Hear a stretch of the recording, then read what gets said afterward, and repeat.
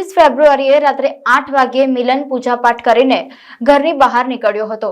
રાત્રે 9:30 વાગ્યા સુધી મિલન ઘરે નહીં આવતા મોહિત અને કૌશિકે મિલનને શોધવા સોસાયટીમાં નીકળ્યા હતા। ત્યારે તેમને જાણવા મળ્યું હતું કે તેમની જ સોસાયટીમાં રહેતો મિત રબારી મિલનને ક્યાંક લઈ ગયો હતો, જેથી કૌશિક અને મોહિતે આખી રાત મિલનની શોધખોળ કરી હતી। પરંતુ બીજા દિવસે સવાર સુધી તે નહીં મળતા કૌશિકે ચાંદખેડા પોલીસ સ્ટેશનમાં ફરિયાદ નોંધાવી હતી। જો કે મિત પણ ઘરે પાછો આવ્યો નહીં હોવાથી કૌશિકે મિત વિરુદ્ધ મિલનના અપહરણની ફરિયાદ નોંધાવી હતી। એ સાથે મિતના પરિવારના સભ્યો પણ ઘરને તાળું મારીને ભાગી ગયા હતા। 63 કલાક બાદ કડી નર્મદા કેનાલમાંથી મિલનની લાશ મળી આવી હતી।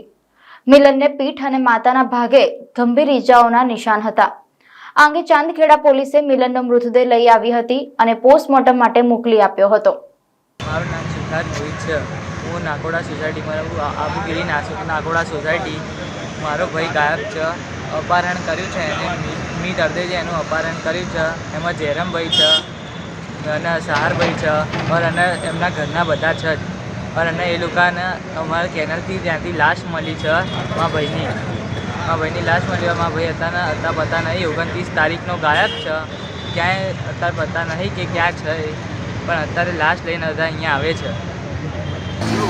અને આજે આપણને એની લાશ કડી કેનલમાંથી મળી છે અને હવે આપણને મળ્યા પછી કડી પોસ્ટમોર્ટમમાં જઈ છે અને એનો શું રિપોર્ટ આવે છે પછી જો પોલીસ 302 અંબુડી અને જો તોમતદારને હાજર ના કરે ત્યાં સુધી આપણે લાશ લેવાની નથી।